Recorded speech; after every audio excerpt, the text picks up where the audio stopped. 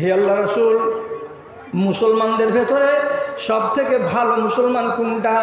কোন মুসলমানটাকে উত্তম মুসলমান বলা যায়? রাসূলুল্লাহ বলছেন, যেই মুসলমানের হাত থেকে এবং মুখ থেকে অপর মুসলমান নিরাপদে থাকে সেই মুসলমানকে উত্তম মুসলমান বলা যায়। ইন্নাল হামদালিল্লাহ নাহমাদুহু ওয়া নাস্তাঈনুহু ওয়া নাস্তাগফিরুহু ওয়া নাউযু বিল্লাহি মিন শুরুরি আনফুসিনা ওয়া মিন সাইয়্যাতি আ'মালিনা মান ইয়াহদিহিল্লাহু ফালা মুযিল্লা লাহু ওয়া মান ইউদ্লিলহু ফালা হাদিয়া লাহু وأشهد أن لا إله إلا الله وحده لا شريك له وأشهد أن محمدا عبده ورسوله أما بعد فأعوذ بالله من الشيطان الرجيم بسم الله الرحمن الرحيم وقل اعملوا فسيرى الله أعمالكم ورسوله والمؤمنون وستردون إلى عالم الغيب والشهادة فينبئكم بما كنتم تعملون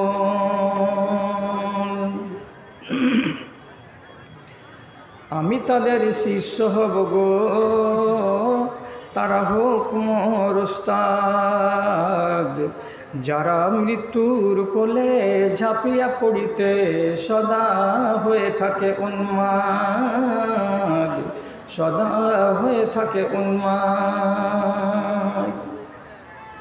হৃদয়ে যখন জেগে উঠে তাদের জেহাদের মিঠা উল্লাস, বাসরের সুখ পরিহার করে করে স্বর্গের সুখ তল্লাশ।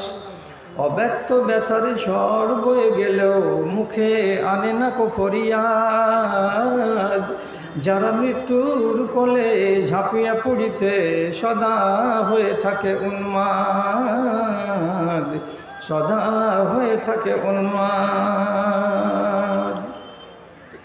হাসির তপ্তে দাঁড়িয়ে যাহারা গাহে ভক্তি ত্যাগের গান, ফাঁসির তপ্তে দাঁড়িয়ে যাহারা গাহে ভক্তি ত্যাগের গান, হাত ছানি দিয়ে তাদের ডাকে জান্নাত, এসো তোমাদের করি সম্মান, এসো তোমাদের করি সম্মান। শাহী হাবেলিতে মেহমানি করো, শাহী হাবেলিতে মেহমানি করো, আজ ভুলে যাও অবসাদ, যারা মৃত্যুর কোলে ঝাঁপিয়া পড়িতে সদা হয়ে থাকে উন্মাদ, সদা হয়ে থাকে উন্মাদ।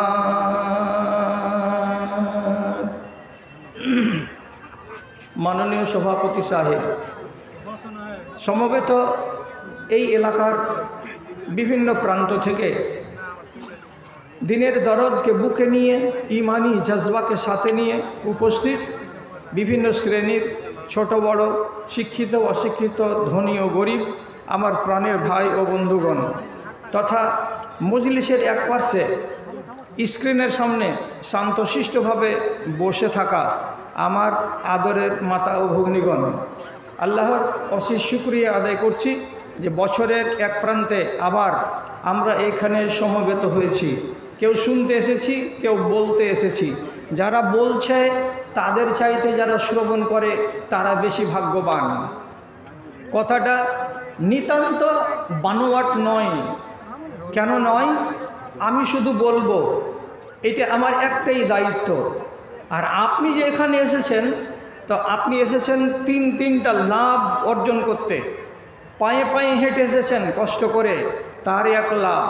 বসে বসে শুনছেন কথাগুলো, জীবনে তা প্রতিফলিত হবে, সে এক লাভ। পকেটে হাত ভরে মাদ্রাসাকে কিছু দান করে দিচ্ছেন, আর একটি লাভ। এক চান্সে একটা মানুষ যদি তিনটা লাভ করতে পারে, তাহলে কে বেশি ভাগ্যবান আর কারা বেশি লাভবান? আমার বিচারে আপনারা আমার চাইতে বেশি লাভবান। অতএব আমি একদিক দিয়ে লাভবান, আপনারা 3 দিক দিয়ে লাভবান। আমরা উভয় পক্ষ আল্লাহ রাব্বুল আলামিনের শুকরিয়া আদায় করছি, নামাক হালালি করছি যে আল্লাহ আমাদেরকে এইভাবে এই জায়গাতে সমবেত হয়ে কিছু কথা শোনার সুযোগ দান করে দিয়েছেন। তাহলে মুহাব্বতের সাথে যদি বলেন নিজের নিজের জায়গায় আস্তে করে আলহামদুলিল্লাহ। তারপরে তার আখেরি রাসূল রহমাতুল্লিল আলামিন, বিপ্লবী জননেতা জনাবে মুহাম্মদুর রাসূলুল্লাহ সাল্লাল্লাহু আলাইহি ওয়াসাল্লামের উপর শত সহস্র দরুদ ও সালাম নাযিল হোক। আল্লাহুম্মা সাল্লি আলাইহি আল্লাহুম্মা বারিক আলাইহি। বিরাদারান ইসলাম, আপনাদের সামনে এই মাত্র কিছু বলার একটা বাসনা নিয়ে উপস্থিত হলাম। আমি কিছুক্ষণ বলবো যেটা বরাদ্দ সময়, আর সেই সাথে সাথে আর একটু কিছু দায়িত্ব আছে সেটুকু পালন করতে হবে। আচ্ছা, মালিক কারা আছেন এখানে? মেহমানকে তাড়াতাড়ি ছাড়লে আমি স্টপ হচ্ছি, আর যদি আমাকে চলতে হয় তো আমি 1.5 ঘন্টা কাউকে মাগ দেবো না, এটা আমি বলে দিচ্ছি আগে। যেটা করবেন তাড়াতাড়ি করেন। মেহমানকে যদি এক্ষুনি ছাড়ার ইচ্ছা থাকে তাহলে দিয়ে দেন, আমি 5 মিনিট বসে থাকছি। আর না হলে আমি লেগে গেলে আমি 1.5 ঘন্টা ছাড়বো না। দিয়ে দেন মেহমানকে। হ্যাঁ হ্যাঁ, একদম আহলান ওয়া সাহলান দেন। উনি 5 কামের মানুষ, আর আমরা হইলাম ফেত্তা মানুষ।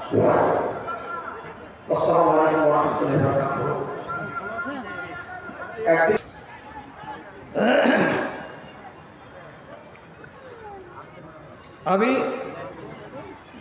আপনাদের সামনে খুতবার পরে সূরা তাওবার 105 নম্বর আয়াতটি তেলাওয়াত করেছিলাম। সেই আয়াতটিকে কেন্দ্র করে আপনাদের মূল্যবান কিছু সময় গত করব। তারপরে অপরিচিত মুখ আজকের জালসার জন্য আছে, সেই অপরিচিত মানুষগুলোকে আপনাদের সামনে নিয়ে আসবা হবে ইনশাআল্লাহ। কতটি আছে? 5,000। আমাদের এমএলএ সাহেব উনি নগদে 5,000 টাকা দিলেন এবং ওনার অঙ্গীকার তো আমরা শুনলাম। ইনশাআল্লাহ উনি সাথে আছেন, থাকবেন। তো আমি যখন স্টার্ট করব তখন ওনার জন্য দোয়া করব ইনশাআল্লাহ। তবুও বলি আল্লাহুম্মা সাল্লি আলাইহি আল্লাহুম্মা বারিক আলাইহি আল্লাহুম্মা আইয়িদহু বিল ইলমি ওয়াল হিলম ওয়া যায়্যিনহু বিল ঈমানি ওয়াত তাকওয়া ওয়া লা তু'আরিযহু বিল ফিতানি ইয়া রাব্বাল আলামিন আমিন বিরহমাতিকা ইয়া আরহামার রাহিমিন।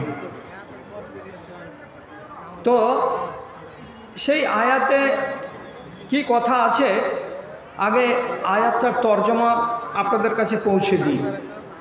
আল্লাহ রাব্বুল আলামিন বলছেন, হে নবী, আপনি মানুষগুলোকে বলে দিন তোমরা আমল করো, তোমরা আমল করো।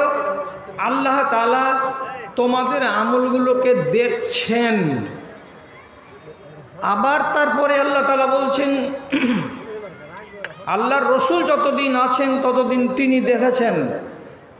আবার এখন এক মুমিন আর এক মুমিনের আমল দেখছেন।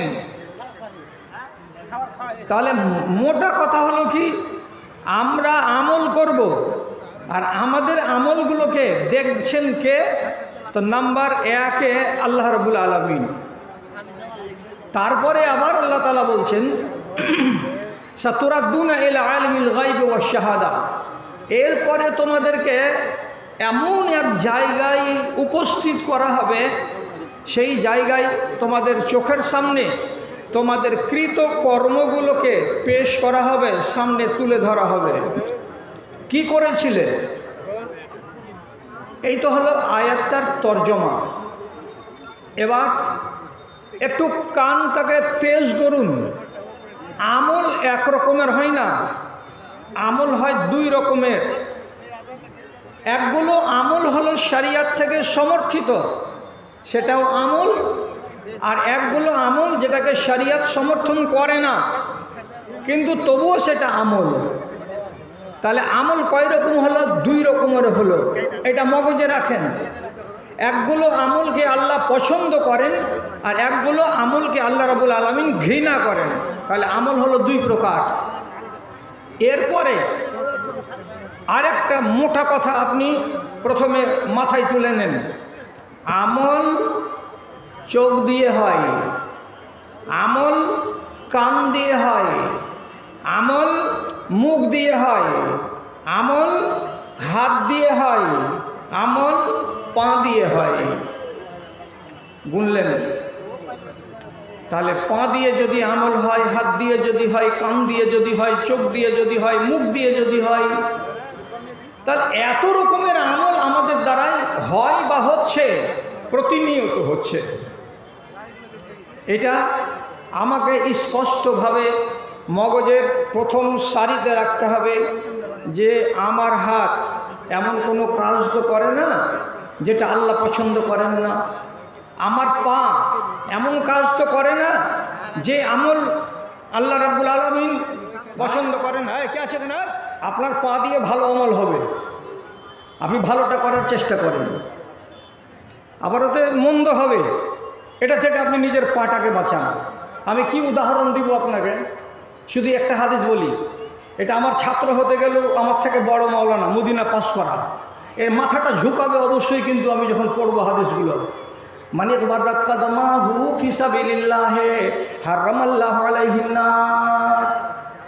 কোনো মানুষ যদি নেক উদ্দেশ্যে আল্লাহর পথে বেরিয়ে যায়, পা দুটোকে এইভাবে তুলে তুলে তুলে তুলে এগিয়ে যায়, তাহলে তার পায়ে যদি ধুলোবালি লাগে, তো এই ধুলোবালিকে দেখে তাকে ঘেন্না করতে হবে না।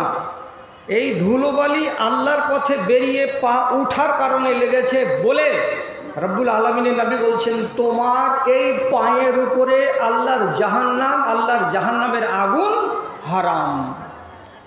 তাহলে এটা ভালো। এই পাটাকেই যদি আপনি ব্যবহার করেন উল্টো কাজে, তাহলে গলার ফাঁদ। এই জন্য বলছি যে 5টা অঙ্গের নাম আপনার সামনে নিয়েছি, এতে নেগেটিভ পজিটিভ 2 রকমেরই কাজ হবে। আপনাকে বারবার বারণ করব, আপনি উল্টো কাজটা করবেন না, সোজা কাজটা করার চেষ্টা করবেন। চোখ দিয়ে আমি ভালো কাজ করতে পারি, কিন্তু চোখ দিয়ে আবার মন্দ কাজও আমার দ্বারাই হতে পারে। চোখ দিয়ে যদি মন্দ করি তাহলে তার কৈফিয়ত লাগবে, আর চোখ দিয়ে যদি ভালো করি তাহলে নিজের মঙ্গল তো আমি রচনা করলাম। কি দিয়ে বুঝাবো আপনাকে? শুধু একটা কথা বলছি, শুধু একটা। আপনি যদি কোরআন মাজিদের আয়াতের দিকে এই 2 চোখটাকে তুলে কোরআন মাজিদের একটা লাইনকে আপনি পড়েন, আর পড়তে গিয়ে যদি প্রথমে কি আসে আলিফ লাম মিম, 3টা বর্ণ এলো, 3টা বর্ণ চোখ দিয়ে দেখলেন, 3টা বর্ণ মুখ দিয়ে উচ্চারণ করলেন। আল্লাহ তাআলা নবী বলছেন, তোমাকে 3 10 30টা নেকি দেওয়া হলো। ভালো কাজ। এই চোখ দিয়ে মন্দ কাজ, মন্দ হলেই আল্লাহর পক্ষ থেকে শাসানি আসবে এবং রব্বুল আলামিন আপনাকে ছেড়ে কথা বলবেন না। আমি যেমন আপনাকে বলছি, আর একটা হাদিস দেখেন চোখ দিয়ে মন্দ হতে পারে কিনা। রাসূলুল্লাহ বলছেন, মানিত্তারা ফি বাইতে কওমিন বিগাইরি ইজনিহিম, কোনো মানুষ যদি অপর কোনো মানুষের বাড়িতে উঁকি মারে, আড়াল থেকে লুকিয়ে লুকিয়ে ভেতরটাকে দেখার চেষ্টা করে, বাড়ির মহিলারা কী অবস্থায় বসে আছে, গায়ের কাপড়কে ফেলে দিয়ে মাথা খুলে দিয়ে কিংবা তাদের শরীরে কাপড়গুলো এলোমেলো হয়ে আছে, এই রকম অবস্থায় কোনো একটা মানুষ যদি অপর কোনো মুসলমান ভাইয়ের বা কোনো কওমের বাড়িতে আড়াল থেকে উঁকি মেরে দেখতে যায়, আর বাড়ির লোকটা যদি জানতে পারে যে আমার বাড়ি থেকেও উঁকি মেরে দেখছে, তো রাসূলুল্লাহ বলছেন ফাবাকু আইনাহু, তার চোখ দুটোকে যদি পারো তো কানা করে দাও। ওয়ালাইসা আলাইকা দিয়াতুন, চোখ কানা করে দিতে গেলেও তোমাকে জরিমানা লাগবে না, তোমাকে কেসাস দেওয়া হবে না, তোমাকে আর কোনো খেসারত দিতে হবে না। অথচ অকারণে কোনো মানুষের চোখ যদি কেউ কানা করে দেয়, তো তাহলে তাকে 25টা পর্যন্ত উট জরিমানা দিতে হয়। তাহলে এই চোখ পরের বাড়িতে উঁকি মারতে গেলাম, এটা হয়ে গেল মন্দ। মন্দ আমল। আর মন্দ আমলের খেসারত কি আমাকে দিতে হচ্ছে? রাসূলুল্লাহ বলছেন ওর চোখকে কানা করে দাও। কানা করে দিতে গেলে জরিমানা আমাকে লাগবে না, আর যে তুমি পরের চোখ কানা করলে কেন? তাহলে বুঝাতে চাইছি আপনাকে যে আমার অঙ্গ প্রত্যঙ্গের দ্বারাই ভালো কাজও হবে আর অঙ্গ প্রত্যঙ্গের দ্বারাই মন্দ কাজও হবে। আপনি ভালোটাকে ধরে রাখেন আর মন্দটাকে সর্বদা ছেড়ে রাখবেন, না হলে হয় দুনিয়াতে তার জবাব আপনার কাছ থেকে আল্লাহ নিয়ে নিতে পারেন, অথবা এইটা জিনিস আপনার জন্য মুসিবত হয়ে কিয়ামতের দিন দেখা দিতে পারে। তাহলে এবার একটা গুণের কথাটা বুঝেন। আমি বলেছি 5টা জিনিস অঙ্গের নাম, কিন্তু এর ভেতরে সাংঘাতিক কোনটা কোনটা এটাও আপনাকে জানা দরকার। রাসূলুল্লাহ সাল্লাল্লাহু আলাইহি সাল্লামকে একদিন এক সাহাবী এসে জিজ্ঞেস করে বলছেন, আইয়ুল মুসলিমিনা আফজালু ইয়া রাসূলুল্লাহ, হে আল্লাহ রাসূল, মুসলমানদের ভেতরে সব থেকে ভালো মুসলমান কোনটা? কোন মুসলমানটাকে উত্তম মুসলমান বলা যায়? রাসূলুল্লাহ বলছেন, যেই মুসলমানের হাত থেকে এবং মুখ থেকে অপর মুসলমান নিরাপদে থাকে সেই মুসলমানকে উত্তম মুসলমান বলা যায়। কথা বুঝলেন? আমার হাত থেকে আর আমার মুখ থেকে যদি আর দুনিয়ার মুসলমান হেফাজতে থাকে তাহলে আমি হলাম হাই কোয়ালিটির মুসলমান। আপনার মুখ থেকে আর আপনার হাত থেকে এমন কোনো আমল বেরোয়নি যার দ্বারাই হয় আপনার পড়োশি, না হয় আপনার গ্রামের লোক, না হয় আপনার জেলার লোক, কেউ যদি আপনার হাতের দ্বারাই আক্রান্ত হয়ে থাকে অথবা আপনার মুখের দ্বারাই সে আক্রান্ত হয়ে থাকে, বেইজ্জত হয়ে থাকে, তার মনে ব্যথা লেগে থাকে, তাহলে জানতে হবে যে আমি হাই কোয়ালিটির মুসলমান নই। মুসলমান বটে কিন্তু আমার কোয়ালিটি উত্তম নয়, আমি লোয়ার কোয়ালিটির একজন মুসলমান। তাহলে বোঝা গেল সব থেকে বেশি মানুষের কোন অঙ্গে ক্ষতি সাধন করে। তার ভেতরে হলো একটা, এটা হলো মুখ, আর তার ভেতরে আরেকটা, সেটা হলো আপনার হাত। এই দুটো জিনিসকে আপনাকে সংবরণ করে রাখতে হবে। মুখের বেলা ভালো করে বুঝবেন, মুখের বেলা এখানে দুটো ক্ষেত্র আছে। মুখ থেকে কথা বলা এটা একটা দিক, আর মুখের ভেতরে কিছু ঢোকানো এটা একটা দিক। দুটোকে সামাল দিতে হবে। মুখে কি ঢুকাচ্ছেন আর মুখে কি ঢুকান না, এই তালিকাটা আপনাকে দেখতে হবে এক। আর মুখ দিয়ে কি বলছেন এটা আর একটা জিনিস, এটা আপনাকে দেখতে হবে। তাহলে মুখ থেকে আপনার যেন অশালীন বাক্য না বের হয়, কাউরি মনে কষ্ট না হয়, আর দুই, আমার হাতের দ্বারাই যেন কাউরি ক্ষতি না হয়, কাউরি উপরে হাত তুলে না দিই, কাউকে মেরে না দিই, খুব সহজেই হাতটাকে ব্যবহার না করে নিই। এই দুটো জিনিস থেকে আপনাকে হেফাজতে থাকতে হবে, সাবধানে থাকতে হবে। তাছাড়া আপনি নাম্বার 1 মুসলমান হতে পারবেন না। এবার জিজ্ঞেস করেন, দুটোর নাম আল্লাহ রাসূল কেন নিলেন, বাকিগুলোর নাম নিলেন না কেন? নিয়েছেন, কিন্তু সাংঘাতিক হিসাবে এই দুটোকে বলেছেন, বাকিগুলোকে ছেড়ে দেননি। এই দুটোর দ্বারাই ক্ষতি বেশি হয়, এই দুটোর দ্বারাই মানুষ আক্রমণ বেশি করতে পারে, তার জন্য আলোচনা এই দুটোর বেশি বেশি এসেছে। মুখকে সাবধানে রাখুন, নিজের নিরাপদ জীবনকে নিশ্চিত করুন। রাসূলুল্লাহ সাল্লাল্লাহু আলাইহি ওয়াসাল্লাম একদিন সাহাবীদেরকে বলছেন, সাহাবীরা শোনো, তোমরা আমাকে দুটো জিনিসের জামিন দাও, আমি তোমাদেরকে জান্নাতের জামিন দেব। তোমরা দুটো জিনিসের আমাকে গ্যারেন্টি দাও, নিরাপত্তা দাও, আমি তোমাদের জান্নাত দেব, তার গ্যারেন্টি দিচ্ছি, তার নিরাপত্তা দিচ্ছি। কি? রাসূলুল্লাহ দুটোর ভেতরে একটা বললেন। কি বললেন? মানে ইউজমিন লিমা বাইনা লিহিয়াতাইহি ওয়া মা বাইনা ফাখযাইহি, যেই মানুষটা তার দুই চুলের মাঝখানে, দুই দাড়ির মাঝখানে, তার মানে উপরে হলো মোচ আর নিচে হলো দাড়ি, এই দুই চুলের মাঝখানে যে ড্রেন আছে, যে ছিদ্র আছে, এই ছিদ্রটা তুমি আমাকে গ্যারেন্টি দাও যে তুমি এই ছিদ্র দিয়ে আজে বাজে কথা বলবে না, এই ছিদ্র দিয়ে তুমি কোনো মানুষের কলেজায় আঘাত পৌঁছাবে না, এই ছিদ্র দিয়ে কোনো মানুষের মনে তুমি কষ্ট দেবে না, আর এটা দিয়ে তোমার আজে বাজে কথা বের হবে না। যদি মুখটাকে সামলে নিজেকে রাখতে পারো তার গ্যারেন্টি দাও, আমি নবী তোমাকে গ্যারেন্টি দিচ্ছি তুমি জান্নাত পাবে। তাহলে এটা কত সাংঘাতিক জিনিস, কত সাংঘাতিক জিনিস, ভালো করে বুঝুন। বিশ্বাসযোগ্য ইতিহাসের ভেতরে এটা রিওয়ায়াত আছে এবং আসার হিসাবে এটা গৃহীত। হযরত উমর রাদিয়াল্লাহু তাআলা আনহু একদিন বাড়ি গেলেন হযরতে আবু বকর সিদ্দিকের। তো কি হয়েছে, ওয়াহুয়া ইয়াহবিজু লিসানাহু বিয়াদিহি। হযরত উমর বাড়ি গেলেন কার, তো আবু বকরের। দেখা করবেন, কিছু কথা বলবেন, আলাপ আলোচনা করবেন। কিন্তু তিনি যখন বাড়ির ভেতরে গেলেন তো দেখছেন হযরতে আবু বকর সিদ্দিকের মতো লোকটা তিনি নিজে একটা মেঝেতে বসে, একটা চেয়ারে বসে নিজের জবানটাকে টেনে মজবুত করে ধরে আছেন, নিজের জবানকে টেনে ধরে আছেন মজবুত করে।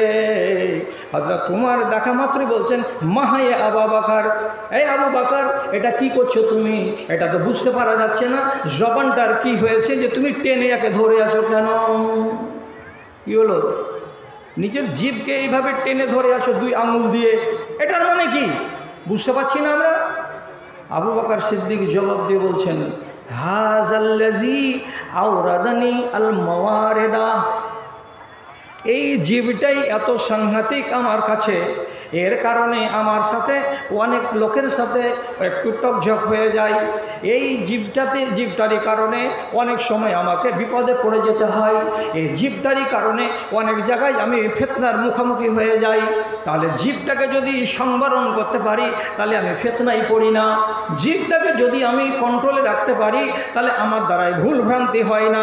এই জন্য আমার জীব যেন সীমার বাইরে চলে না যায়, আমার জীবটা যেন অন্য জায়গায় অন্যায়ভাবে ব্যবহার না হয়, তার জন্য জীবকে শাস্তি দিয়ে আমি সবক দিচ্ছি বলে, এই জিহ্বা খবরদার, সবক নাও, সবক নাও, তুমি কোনোদিন আজে বাজে কথা বলবে না, তোমার মুখ দিয়ে কোনো মানুষ কষ্ট পায় এমন বাক্য তোমার মুখ দিয়ে যেন না বের হয়, তার জন্য জীবকে সাজা দেব বলেই জীবকে টেনে ধরে আছি।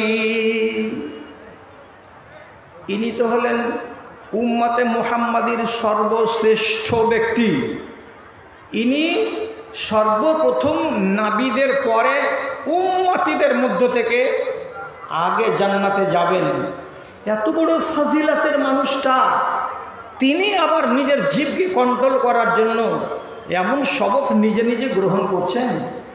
আর আমার জীব, আমার জিহ্বা বেলাগাম আছে, যখন যাকে যেটা পেলাম তাকে তখন তেমন করে বললাম।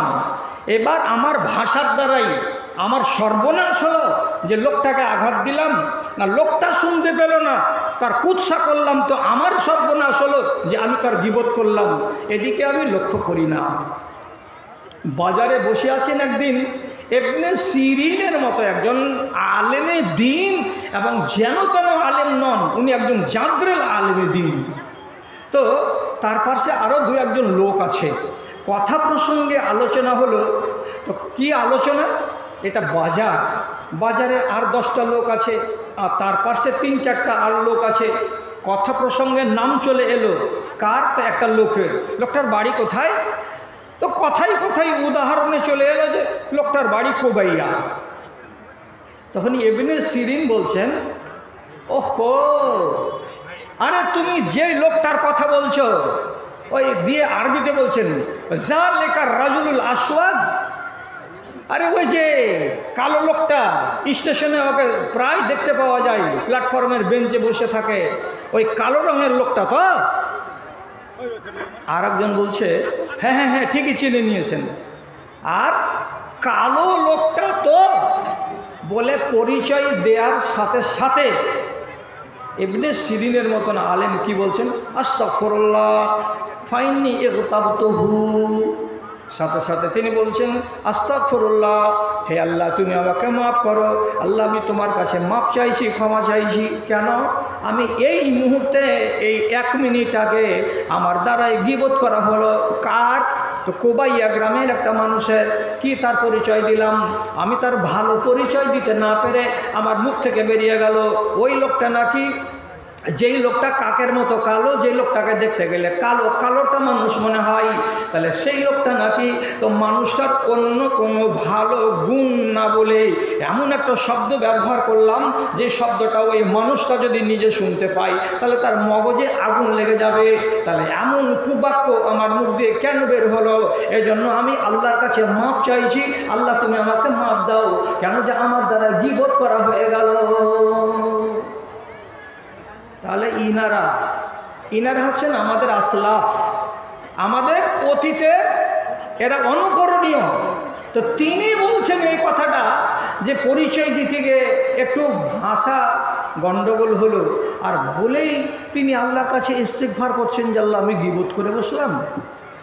তাহলে আপনাকে একটু আন্দাজ করতে হবে যে আমার জিহ্বা আমার নিয়ন্ত্রণে কতটা আছে আর কতটা নাই। যদি আপনাকে জ্যান্ত কথা বলি তা আপনার অস্বীকার করার কোনো উপায় নেই। একটা রিওয়ায়েত আছে লফজটা কম আছে, এটাও সহি। আর একটা রিওয়ায়েত আছে তার ভেতরে শব্দ কিছু বেড়ে এসেছে, এটা সহি। একেবারে 100% না হতে গেলেও সেটাকেও অনেক আলেমে দিন বলেছেন সহি। কি বলছি? কথাটা হলো কি, আবু যর রাদিয়াল্লাহু তাআলা আনহুর মতো এক জালিলুল কদর সাহাবী, উনি কথা প্রসঙ্গে একদিন হযরত বেলালের মতো কালো চামড়ার সাহাবী, যার ভেতরে আল্লাহ তাআলা শুধু গুণী গুণ রেখেছেন, সেই কালো চামড়ার সাহাবী প্রসঙ্গে আলোচনা করতে গিয়ে, কিংবা অন্য রিওয়ায়েতে যেটা এসেছে তাতে হযরতে বেলাল এমন কোনো কথা বলেছিলেন যেই কথাটা তাকে শুনতে ভালো লাগেনি।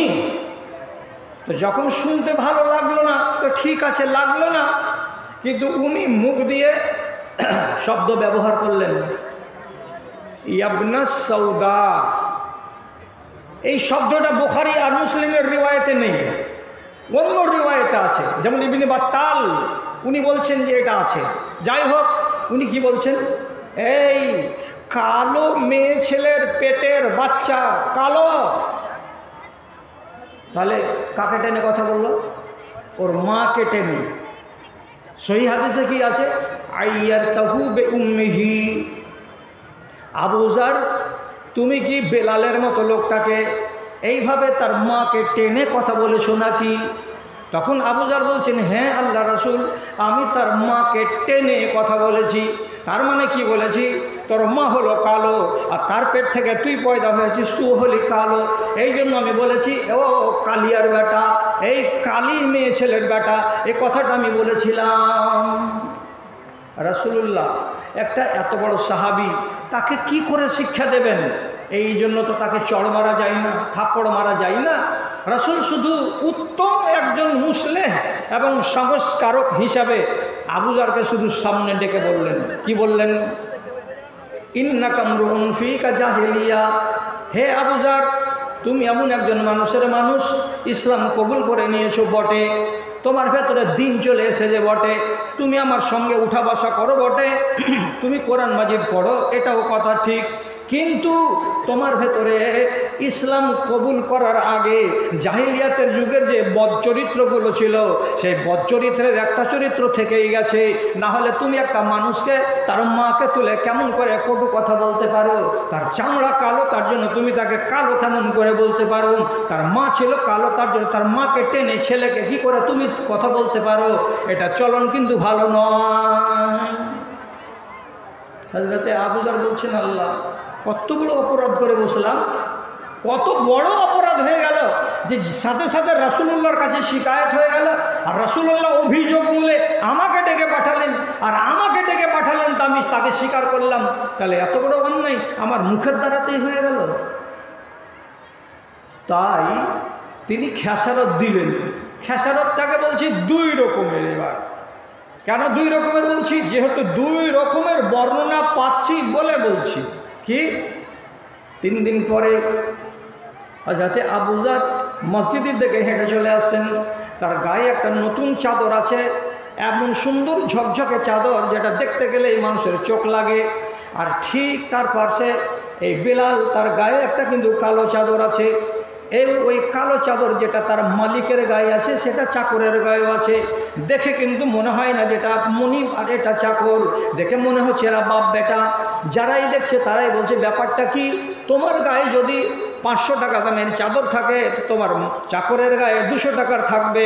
চাকরের চাদর এবং মালিকের চাদর জীবনে এক রকমের হয় না, এক দামের হয় না, কিছুটা কম বেশি হয়। তো এমন একই রঙের, একই কাটিংয়ের, একই কোয়ালিটির চাদর তোমরা দুইজন কেন পরে আসো? তখন তিনি জবাব দিয়ে বলছেন, এটা হলো জরিমানা। এটা জরিমানা কেন দিচ্ছি? যে গত কয়েকদিন আগেই আমার মতো এই লোকটা একটা ভুল করেছিল। কি বলে ভুল করেছিল? এই ছেলেটাকে দাগ দিয়েছিলাম কালো বলে, আর তার মাকে দাগ দিয়েছিলাম কালো বলে। এই যে আমার দ্বারাই ভুল হয়েছে, আমি আমার জবানের খাসারত দিচ্ছি কি, আমার গায়ে চাদর চাপিয়েছি যেমন দামি, তেমনি আমার চাকরের গায়েও চাদর চাপিয়েছি দামি, যাতে আল্লাহ রাব্বুল আলামিন আমাকে কিয়ামতের দিন আমার জবানের কারণে হিসাবের কাঠগড়াই না দাঁড় করিয়ে দেন। জবানটাকে নিয়ন্ত্রণে রাখতে হবে। কথায় কথায় আংনাতে বিবিকে গাল দিয়ে দিচ্ছেন এমন আঁশ তোলা করে, যে কথা শুনতে গেলে আপনাকে যদি কেউ পাল্টা বলে তা আপনার গায়ে আগুন লাগবে। চাকর বাকরকে গাল দিয়ে দিচ্ছেন আঁশ তুলে, যে কথাটা আপনাকে পাল্টা কেউ যদি বলে তাহলে আপনার কিন্তু ঝাল লেগে যাবে। তো নিজের বেলায় যেটা ঝাল, পরের বেলা কেন সেটা ঝাল নয়? ভাই, কথা বলতে বেশি পাবো না, কেন যে আমাদের সামনে অনেকগুলো বক্তা আছেন আর আমার একটা ডিউটি আছে। সেই সাথে সাথে আর এক দুটা কথা শুধু বলে দিচ্ছি যে রাসূলুল্লাহ মুখের কথাটাকে বেশি করে আলোচনা করলেন আর হাতের কথাটাকে বেশি করে আলোচনা করলেন। হাতটাকে নিয়ন্ত্রণে রাখো, হাতটাকে লাগাম লাগিয়ে রাখো, হাতটাকে কোনোদিন বেকাবু হতে দিও না। হাতটাকে যেখানে সেখানে ইচ্ছা মতো ব্যবহার করিও না। চায়ের দোকানে মোড়ে বসে আছো, তোমার উল্টা কেউ কথা বললো, তাড়াম করে তুলে দিলে হাত, শালা তুই চিনিস? কোনো জায়গাতে বসে 5 জনকে নিয়ে গল্প করছেন, গল্প করতে করতে যদি আপনার মন মতো কথা পেলেন না, আপনার কেউ উল্টো কথা বলে দিল, আপনি চোখের সামনে তার পিঠের উপরে বা তার গালের উপরে, তার মুখের উপরে জোর করে মুক্কা মেরে দিলেন, আর দেওয়ার পরে তাকে রক্তাক্ত করলেন। আপনি মনে মনে বলছেন, তুই কার সামনে কথা বলছিস? তোর খেয়াল আছে? তোর দাঁত খিঁচে দিব, তোর চামড়া তুলে দেব, ফাজলামো করিস? তাহলে যদি এইরকম করে হাতটাকে যেখানে সেখানে তুলি, তাহলে এর ব্যাপারে কোনো সতর্কতা কি আছে? ভাইজান, লম্বা ওয়াজ করার কপালে আমার কম জুটে, আজকেও কম জুটবে, আর জুটেছে। আপনাকে কয়েকটা শুধু কথা বলছি। কি? একজন সাহাবী, তার নাম মুআবিয়া বিন হাকাম। এর একটা বান্দি ছিল, কচি বয়সের মেয়ে, ওহদ পাহাড়ের কিনারায় ছাগল চড়াতো। একদিন বেলা 10টার সময় দেখতে গেছে ছাগলের পালকে। তো দেখতে গিয়ে ছাগল গুনছে 1 2 3 4 5 করে, তো 20টা ছাগল হচ্ছে, 21টা ছাগল হয় না। মেয়েটিকে বলছে, এই আর একটা ছাগল কমলো কেন রে? তো মেয়েটি, কচি বয়সের মেয়ে, সোজা সাপটা উত্তর দিচ্ছে নিজের মালিককে। তো বলছে, আকালাহুজে এইমাত্র কিছুক্ষণ আগে একটা পাহাড়ের দিক থেকে নেকড়ে বাঘ এসেছিল, আর সেই বাঘটা এসে একটা ছাগলকে ধরে মটকে দিয়ে এখান থেকে নিয়ে পালিয়ে চলে গেছে। আমি তার পেছন ধাওয়া করে বাঁচাতে পারিনি, মালিক নিয়ে পালিয়ে গেছে। এই কথাটা যেমন শুনলো, সাক্কাত তোহা সাক্কাতান, ওই একটা বেটি ছেলে 10 থেকে 15 বছর 12 বছর বয়সের, যখন বলল বাঘে নিয়ে চলে গেছে, তখন মুআবিয়া বিন হাকাম করলেন কি, বড় একটা পূর্ণাঙ্গ মানুষ, মোটা মোটা হাতের আঙুল এইরকম থাবা দিয়ে তাড়াম করে নিজের বাঁদির গালের উপরে কষে একটা চড় মেরে দিলেন। চড়টা কত জোরে লাগলো, বেচারি বাঁদি মজলুম হয়ে পাহাড়ের কিনারায় দাঁড়িয়ে থাকলো। সারাদিন ছাগল চড়িয়ে সন্ধ্যাবেলায় বাড়ি এলো, তো বাড়ি এলো তো ঝিম ধরা হয়ে এলো, শোক পড়া হয়ে এলো, তার মনে কোনো আনন্দ নাই। একটা চড় খেয়েছে, একটা নির্বোধ একটা কিশোরী মেয়ে, আর সেই চড় বেলা 11টায় খেয়েছে, এখনও তার মনে আছে। মাঝে মাঝে যখন মনে আসছে চড়, তখন আর ভেতরটা যেমন আকু পাকু করে উঠে তেমনি আকু পাকু করে উঠছে। এই মহিলাকে ভারাক্রান্ত দেখে পরের দিন সকালবেলায় এই মুআবিয়া বিন হাকাম রাসূলুল্লাহর কাছে গিয়ে বলছেন, আল্লাহ পাকের রাসূল, কাজ একটা করে ফেলেছি। কি করেছ? তো বলছে, এইরকম আমার কাজের মেয়েটাকে আমি একটা চড় মেরে দিয়েছি। কতটা ভুল হয়েছে একটু বলবেন তো? আমার ইচ্ছা করছে যে আমার দ্বারাই বড় ভুল হয়ে গেছে, তো একে যদি আমি আজাদ করে দিই তাহলে আমার খেসারত হয়ে যাবে আল্লাহর কাছে যে আমি মেরেছিলাম, তার জরিমানা দিয়ে দিলাম যে তাকে আমি আজাদ করে দিলাম বিনা টাকাতে, বিনা পয়সাতে। না কি করি? রাসূলুল্লাহ বলছেন, কি হয়েছে না হয়েছে মেয়েটিকে ডাকো তো আমার কাছে, নিয়ে এসো তো। উনি বাড়ি গেলেন, আর যাওয়ার পরে কচি মেয়েটিকে সাথে করে আল্লাহ রাব্বুল আলামিনের নবীর সামনে হাজির করে দিলেন। রাসূলুল্লাহ মেয়েটির সামনে খাড়া হয়ে বলছেন, এ বেটি ছেলে, আমি তোমাকে একটা কথা জিজ্ঞেস করছি, আমাকে জবাব দাও। জবাব দাও ঠিক করে বাবারে, মুখটাকে ভারী করে থাকিও না, একটু হাসি মুখে কথা বলো তো আমার সাথে। রাসূলুল্লাহ প্রথমে বলছেন, আইন আল্লাহ। এই বেটি বলতো, আল্লাহ কোথায়? আল্লাহ কোথায়? তখন মেয়েটি এমনি করে আঙুল তুলে দিয়ে বলছে, ফিস সামায়ে, আসমানে আছে আল্লাহ। রাসূলুল্লাহ উত্তর পেলেন। 2 নম্বর প্রশ্ন করে বলছেন, মান আনা? বলো তো বাবা 2 নম্বর প্রশ্ন, আমি কে? আমাকে কি তুমি চেনো? তখন মহিলা বলছে, আন্তা রাসূলুল্লাহ, আপনি হলেন আল্লাহর রাসূল, আপনাকে চিনি। যখন রাসূলুল্লাহকে রাসূলুল্লাহ বলে সাক্ষী দিল, আসমানে আল্লাহ আছেন বলে সে সাক্ষী দিল, তখন আল্লাহ পাকের নবী বলছেন, এই মুআবিয়া, এমন একটা মুমিনা বেটি ছেলের গালে অন্যায়ভাবে চড় মেরেছ, একে যদি আজাদ করে দাও তাহলেই তোমার রেহাই আছে, আর আজাদ যদি না করো তো কিয়ামতের দিন তোমার ধরপাকড় হতে পারে। সঙ্গে সঙ্গে মদিনার মসজিদেই আল্লাহ রাব্বুল আলামিনের নবীর সামনে তিনি সাফ ঘোষণা দিয়ে বলছেন, যাও এ মহিলা, তোমাকে আমি আজাদ করে দিলাম, তোমার এবারে ইচ্ছা আমার বাড়িতে মন হয় থাকো, আর আমার তোমার ইচ্ছা যদি আমার বাড়িতে না মন থাকার হয় তো যেখানে ইচ্ছা সেখানে চলে যাও। হাতটা উঠে গেছিল অন্যায়ভাবে। এরা তো সাহাবী, এদের কথা আর আমাদের কথা আলাদা। এদের চরিত্রের সঙ্গে আমাদের চরিত্র মিলাবার চেষ্টা করতে হবে, না যদি মিলে তো তাহলে আমাকে নিজেকে খাকসার মনে করতে হবে। ভাই, এই অন্যায়ের বদলা আল্লাহ তাআলা দুনিয়াতে নিয়েও নিতে পারেন, আর আল্লাহ তাআলা এর বদলা আখিরাতে নিতে পারেন, সেটা আল্লাহর ইচ্ছা। আমি আপনাকে বলছি, কান খুলুন, কম সময়ে বেশি কথা আপনাকে বলছি।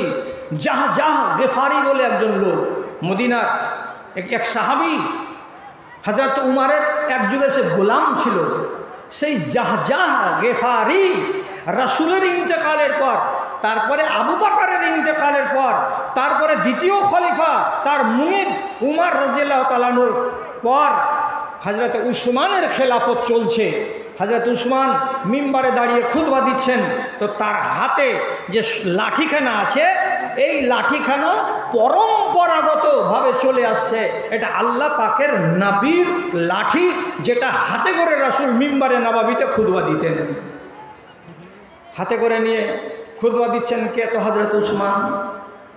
এমন সময়তে জাহ গেফারি, ততদিনে কিন্তু হযরত উসমানের নামে চারিদিকে ক্লেম উঠে গেছে অন্যায়ভাবে, বেশ কিছুটা ক্লেম।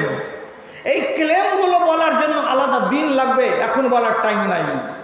তো অন্যায়ভাবে হযরত উসমানকে দাগি বানিয়ে দিয়েছিল দেশের কিছু লোক।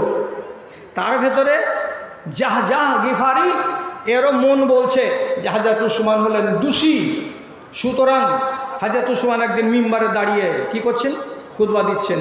আর খুতবা দেওয়া কালে তার ক্রোধটাকে নিয়ে সংবরণ করতে না পেরে 1 2 3 4 করে লাইনকে অতিক্রম করে এসে হযরত উসমানের খুতবা দেওয়া অবস্থাতে তার লাঠিখানাকে জোর করে হিঁচড়িয়ে একদম টেনে নিল। আর টেনে নেওয়ার পরে সাথে সাথে যেমন বাহাদুর মানুষেরা বাহাদুরি করে, লাঠিখানাকে দু মাথা দু প্রান্তটাকে ধরে নিজের হাঁটুতে এমনি করে মারলো জোরে, এইভাবে একটা আঘাত করলো, বাড়ি দিল, লাঠিখান দু টুকরা হয়ে গেল। আর সাথে সাথে লাঠিখান টুকরা হয়ে যাওয়ার পর দুই টুকরাকে অন্যদিকে ছুঁড়ে ফেলে দিল আর দিয়ে ডায়লগ মারল, সুন্নাতি লাঠি হাতে করে খুতবা দিতে এসেছেন, খুতবা দিতে এসেছেন। তো কে? খলিফাতুল মুসলিমিন। তার মানে কি মনে রাগ আছে? হযরত উসমান দুঃখিত হলেন, খুতবা অসম্পূর্ণ থেকে গেল। তারপরে নামাজ পড়ালেন অন্য একজন লোক, বাড়ি চলে গেলেন। রাসূলুল্লাহর ব্যবহৃত লাঠি ভেঙে দু টুকরা হয়ে গেল। ঘটনা তো এখানে শেষ, কিন্তু ঘটলো তারপরে কি? এই লোকটা, যেই লোকটা রাসূলুল্লাহর লাঠিকে বেইজ্জত করেছে, অপমান করেছে এবং খলিফাতুল মুসলিমিনকে অন্যায়ভাবে মানুষের সামনে বেইজ্জত করেছে, আল্লাহ রাব্বুল আলামিনের কি হিসাব হলো? যেই হাঁটুর যেই জায়গায় লাঠিটাকে জোর করে রেখে ভেঙেছিল সেই জায়গায় একটা আঁচড় পড়ে গেল, একটা দাগ পড়ে গেল। সামান্য এইটুকু দাগে আমাদের কিছু হয় না, আমাদের চলতে ফিরতে এরকম দাগগুলো, আঁচড়গুলো অনেক লেগে যায়। কিন্তু ইতিহাস বলছে, নির্ভরযোগ্য সূত্র থেকে আপনাকে জানাচ্ছি, আসাবাহু মারজুল আকিলাতে, লোকটাকে সেপটিকের রোগ হয়ে গেল। শেষে কি হলো? 3 দিন পরে ঘা এত বড় হয়ে গেল, তার 3 দিন পরে ওইটা পেকে গেল, তারপরে তার 3 দিন পরে আবার চওড়া হয়ে গেল, তার 3 দিন পরে আবার মজবুত করে পায়ে ব্যান্ডেজ লাগালো। না, কিছুতে কিছু হয় না, আস্তে আস্তে ঘা বড় হয়ে যায়, ঘা বড় হয়ে যায়, ঘা বড় হয়ে যায়। শেষ পর্যন্ত এমন দুর্গতি হলো, বেচারির খানা বন্ধ হয়ে গেল, পানি বন্ধ হয়ে গেল, চলাফেরা বন্ধ হয়ে গেল। আর জায়গাটা পচতে পচতে পচতে পচতে সেই জায়গার মাংসগুলো সমস্ত খুলে খুলে পড়ে গেল। আর জমিনে পা পাতার মতো ক্ষমতা তার থাকলো না। আর ওই অসুখেই আল্লাহ তাআলা দুনিয়া থেকে তাকে উঠিয়ে নিলেন, ওই হালাতেই তাকে কবরে চলে যেতে হলো। দাদারে আমার, কি বলছিলাম, কোনো মানুষের উপরে তোমার হাতের দ্বারাই যদি আক্রমণ হয়ে থাকে, আল্লাহর কসম খেয়ে বলছি, যদি আল্লাহর আযাব থেকে বাঁচার ইচ্ছা থাকে তাহলে দুনিয়াতে তার কাছে যাও, আর গিয়ে তার হাতখানা ধরে তার কাছে মাপ নাও, তার বুকে জড়িয়ে তার কাছে ক্ষমা চাও। যদি ক্ষমা না নিতে পারো, আর কোনো মানুষের গালে মেরে, চড় মেরে, থাপ্পড় মেরে যদি লহুলহান করে দিয়ে থাকো, আল্লাহর কসম খেয়ে বলছি, কিয়ামতের দিন আসতে হবে। কেমন হয়ে আসবে? যার ঘাড়ের তুমি মেরে রক্ত বহিয়ে দিয়েছিলে, তার ঘাড়ের রগগুলো তাজা হয়ে টকটকে হয়ে রক্ত ঝরাবে। আর ওই রক্ত ঝরানো অবস্থায় আল্লাহ রাব্বুল আলামিনের সামনে হাজির হবে। আর তারপরে পরিষ্কার ভাষায় আল্লাহ তাআলাকে বলবে, হাযাল্লাযী জারাবানি আও হাযাল্লাযী কাতালানি। এই পরওয়ারদিগারে আলাম, এই যে দেখো আমার ঘাড় দিয়ে তরতর করে রক্ত বয়ে যাচ্ছে, এ রক্ত ঝরিয়েছিল কে? এই অমুক গ্রামের লোকটা। আমার রক্ত ঝরিয়েছিল কে? তো আমার ভাইটা। এই রক্ত ঝরিয়েছিল কে? তো আমার পড়োশিটা।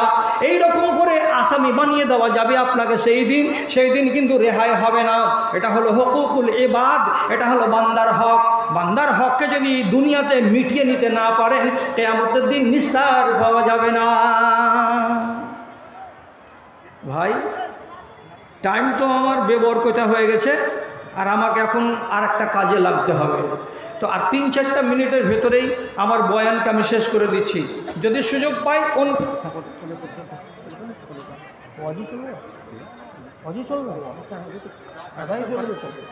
হ্যাঁ, ঠিক আছে, ঠিক আছে, তাহলে ঠিক করছি। হ্যাঁ, আর একটা বলছি, সেটা মানে ভুল ধরা আলেম তো দুনিয়াতে অনেক। কারণ আব্দুল সালাম ছাত্র হয়ে রেহাই দিবেন আল্লাহ তাআলা জানে। আল আদাবুল মুফরাদ গ্রন্থে ইমাম বুখারীর লেখা কিতাব, তার ভেতরে এই রিওয়ায়েতটা এসেছে এবং তাহকিকের পরে, তদন্তের পরে তাকে হাসান দরজার বলা হয়েছে। আমি আপনাকে জ্ঞান দেওয়ার জন্য এই রিওয়ায়েতটা আপনার সামনে আনছি। কি বলছি? ইবনে সিরিন, এক জ্ঞানীগুণী তাবেঈ, তিনি এটাকে বর্ণনা করছেন। কি বর্ণনা করছেন? তো উনি বলছেন, আমি একবার মক্কা গেলাম কাবার জিয়ারতে, তোয়াফ করব, সাই সাফা মারওয়া করব, আর করে একটা উমরা করে আসবো ওখান থেকে, এই জন্য আমি এলাম। তাহলে আপনি তো জানেন, মক্কা যেতে গেলে এহরাম পরে টরে তারপরে চারিদিকে ঘুরতে হয়, 7 চক্করে একটা তওয়াফ হয়। আর যারা ধরুন ওমরা করবে না, তারা তার নিজের এই সব কাপড় গায়ে দিয়ে তোয়াফ করতে পারে, তোয়াফ করতে মানা নাই।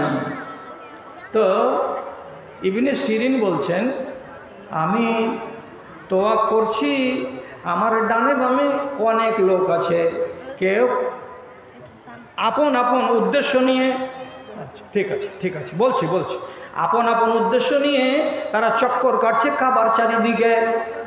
কে দোয়া পড়ছে মায়ের জন্য, কে দোয়া পড়ছে বাপের জন্য, কেউ দোয়া পড়ছে নিজের জন্য।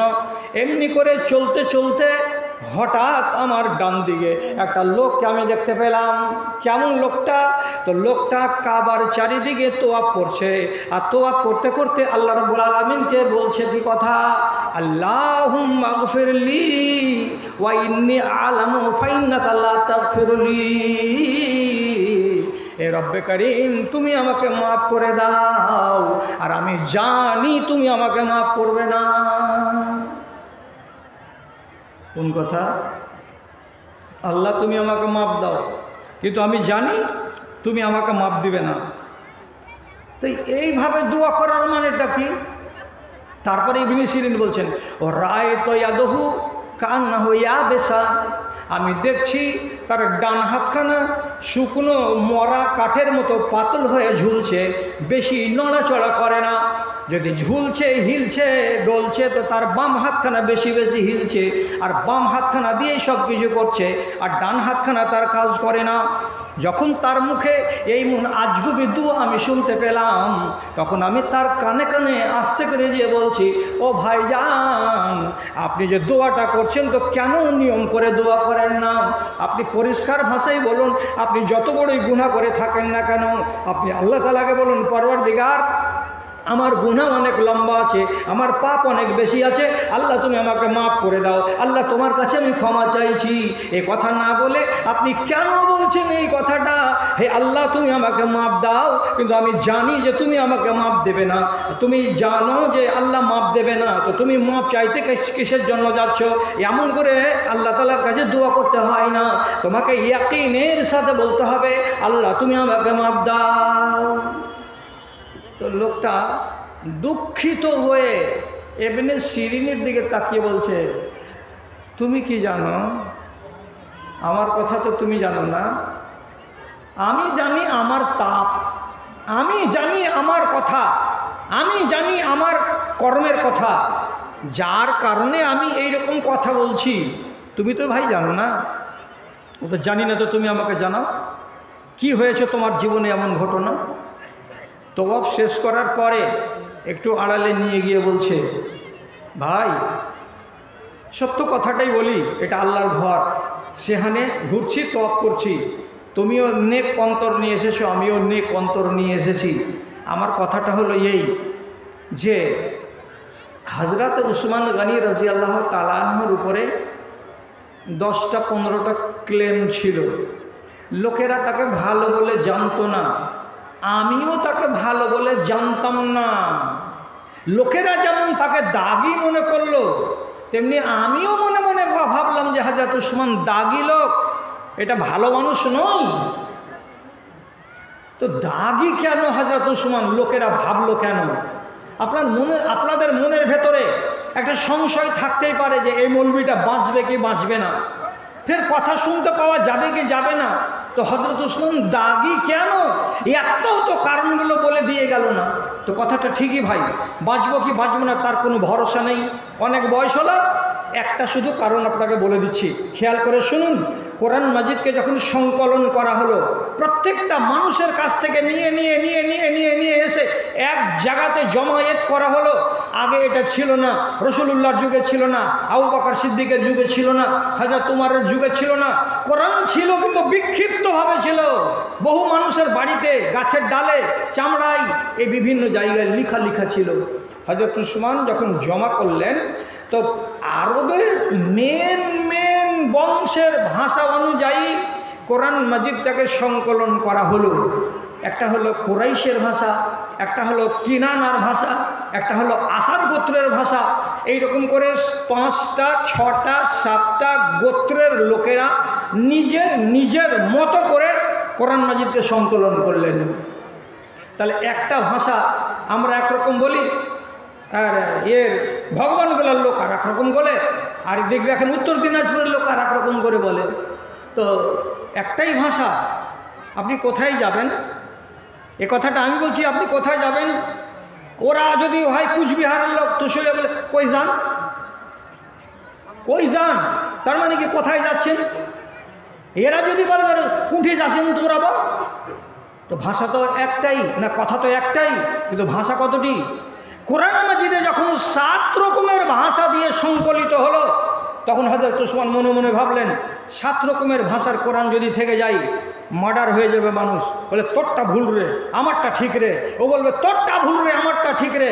এই ঝগড়া চিরদিন থেকে যাবে কিয়ামত পর্যন্ত।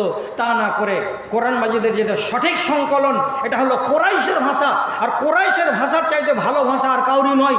অতএব হযরত উসমান করলেন কি, কোরাইশের লিপিবদ্ধ করা কোরআনটাকে রাখলেন, আর বাকি কোরআন মাজিদটাকে দিনে দুপুরে আগুন জ্বালিয়ে পুড়িয়ে দিলেন। না রহে বাঁশ, না বাজে বাঁশুরি, বাঁশ থাকবে না তো বাঁশি বাজবে না। কোরআনকে জিন্দিগির মতো ওই 5খানা 6খানা নুসখাকে উনি জ্বালিয়ে দিলেন। আপনি নিজে নিজে বলুন কাজটা ভালো না মন্দ? কাজটা ভালো। এবার যারা বেকুব টাইপের লোক তারা দোকানে দোকানে বলতে লাগলো, এটা কাজ ভালো করলো নাকি? হ্যাঁ, এটা কি খলিফা নাকি? আর চলন কত খারাপ যে, আর মানুষ চলনে হাত দিয়ে দিল। এক গাদা লোক তাকে কি করতে লাগলো? বদনাম করতে লাগলো। ভালো মানুষ নয়। আপনার মনের ভেতরে একটু সান্ত্বনা দেওয়ার জন্য মাত্র 2টো কারণ বলছি, ইতিহাসে তার 11টা কারণ আমার মগজে আছে। আর একটা শুধু বলি বলে শেষ করি। আল্লাহ পাকের রসুল মিম্বারে দাঁড়াতেন তো 3 নম্বর সিঁড়িতে পা দিয়ে খুতবা দিতেন মসজিদে নববীতে।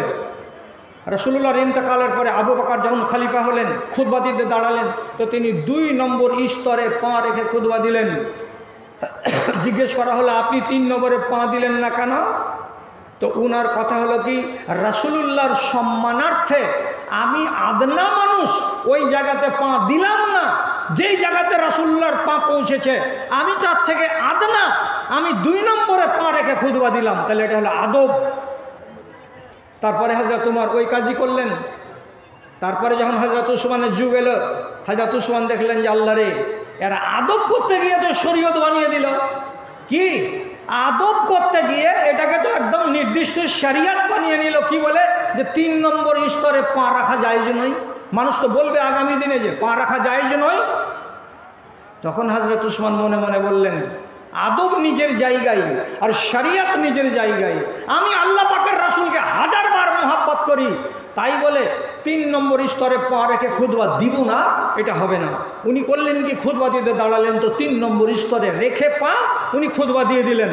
পরের দিন শুরু হয়ে গেল ক্রিটিসাইজ চায়ের দোকানে, আর এদিকে রাজধানী মোড়ে, আর এদিকে সোনাকুলের মোড়ে। দেখছো আবু বকর কেমন সম্মান করেছে রসুলের, হ্যাঁ দেখছো হযরত উমর কেমন সম্মানী খলিফা ছিল, আর এই দেখো বেয়াদব খলিফাকে, যে রসুলুল্লাহর কোনো সম্মান নাই এর কাছে, 3 নম্বর স্তরে পা চাপে খুতবা দিয়ে দিল। পাবলিক কিছু বললো, কথা ঠিকই বলেছো, এরকম লোক কিন্তু ভালো লোক নয়। এই করে 11টা ক্লেম খাড়ো হলো কার নামে? তো হযরত উসমানের নামে। বহু লোক হযরত উসমানকে খারাপ বলতে লাগলো। অ্যাকচুয়ালি হযরত উসমান দোষী লোক নন, দোষী লোক নন, দোষী লোক নন। কথা শেষ করে দিলাম। শেষ পর্যন্ত এই লোকটা বলছে, আমি যখন হযরত উসমানের কুকীর্তির কথাগুলো মানুষের মুখ থেকে শুনে ফয়সালা করলাম এটা ভালো মানুষ নয়, তখন আমি মনে মনে ভেবেছিলাম জীবনে যদি কোনো দিন সুযোগ পেয়ে যাই তাহলে সামনাসামনি উসমানের সামনে দাঁড়িয়ে তার গালে একটা থাপ্পড় কষে দেব, আর দেওয়ার পরে তাকে ঢং ধরিয়ে দেব। এটা আমার মনের সংকল্প ছিল, কিন্তু আমি হযরত উসমানকে তার জীবদ্দশায় তার গালে একটা চড় মারার সুযোগ আমি পাইনি। যেদিন 40 দিন তার বাড়িকে নাকাবন্দি করে হযরত উসমানকে দোতলার উপরে মার্ডার করে দিল, তার লাশকে ধোইয়ে কাফনিয়ে বাইরে আইনে রাখা হলো। হাজার হাজার মানুষ আছে, মুখের কাপড়টাকে সরিয়ে মরা মানুষের চেহারাটা দেখে আর চলে যায়, দেখে আর চলে যায়। আমিও ঢুকলাম সুট সুট সুট সুট করে। লোকেরা মনে করলো যে আমি হযরত উসমানের একজন ভক্ত, চেহারাটা দেখব, দেখে একটু দোয়া পড়ব, এই মনে করে গেলাম। চেহারার উপর থেকে কাপড়টাকে সরালাম।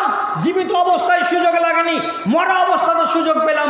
তখনই কি করলাম, এই দেখেন আমার হাত, তাড়াম করে মরা মানুষের গালের উপরে একটা দিলাম এঁটে চড় মেরে দিয়ে হেঁটে চলে আসলাম। লোকেরা যাই মন তাই বলল।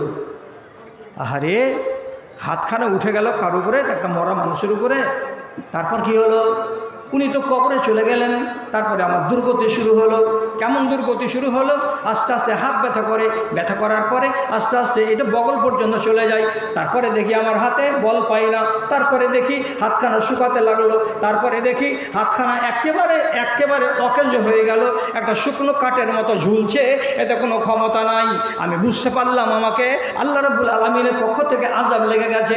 কোনটা আযাব? তো উসমানের মতো একটা নিরীহ মানুষের গালে থাপ্পড় মেরে দেওয়াটা আযাব। আমার হাতখানা ঠিক জায়গায় উঠেনি, আমার এভাবে হাত ওঠানোটা যায় হয়নি। তার জন্য নিজে নিজে খাকছার হলাম, নিজে নিজে অনুশোচনা প্রকাশ করলাম। বাড়িতে বসে বসে মন স্থির হলো না, তখন চলে এসেছি উঠে চড়ে কাবার প্রাঙ্গণে। আর এখানে এসে কাবার চারিদিকে তোয়াফ করছি, আর এই হাতখানা উঠে না, শুধু বাম হাতখানা তুলে তুলে আল্লাহকে ডেকে বলছি, আল্লাহুম্মা গফিরলি, হে আল্লাহ তুমি আমাকে মাফ করে দাও। ওয়া ইন্নী আ'লামু ফাইন্নাকা লা তাগফিরুলি, আর আমি জানি তুমি আমাকে মাফ দেবে না, আমি জানি তুমি আমাকে মাফ দেবে না। ঠেলার নাম বাবাজি। হাতখানা আগে ঠিক করে উঠাওনি।